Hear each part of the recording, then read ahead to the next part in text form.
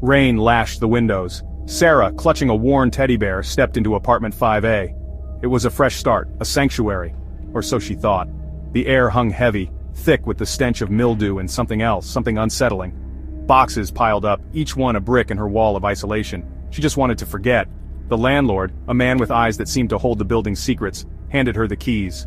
"Don't mind 5C," he muttered, his voice a raspy whisper. Condemned. Sarah, exhausted, barely registered his words. She had bigger demons to outrun. But as she lay in bed that night, the floorboards creaked. A soft, rhythmic tapping echoed from the wall, from the direction of the condemned apartment. Fear, cold and unwelcome, seeped into her. Days bled into weeks. The knocking persisted, growing more insistent. Whispers seemed to emanate from the walls, just on the edge of her hearing. Sometimes, she'd catch a glimpse of a figure lurking in the periphery of her vision, gone before she could truly see. One night, the knocking transformed into a loud, frantic banging. Terror choked her. She wanted to run, to scream, but fear rooted her to the spot. Then, as abruptly as it began, it stopped. Silence. Sarah, trembling, slowly approached the door, her hand hovering over the knob. Taking a deep breath, she flung it open. The hallway was empty, but on the floor, a child's toy soldier lay discarded, its painted eyes staring blankly ahead.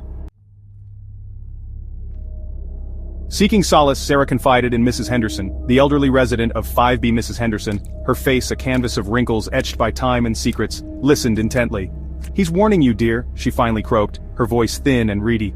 "They all are." Sarah, confused, asked who he was. But Mrs. Henderson just shook her head, her gaze distant and troubled.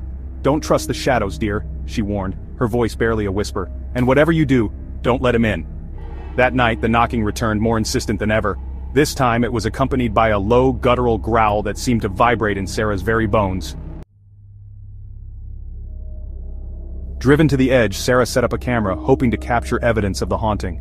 Sleepless nights turned into weeks. Finally, she caught it. On the grainy footage, a figure flickered into view. It was vaguely humanoid, a grotesque mockery of a child, its eyes hollow sockets, its mouth a gaping maw filled with needle-like teeth.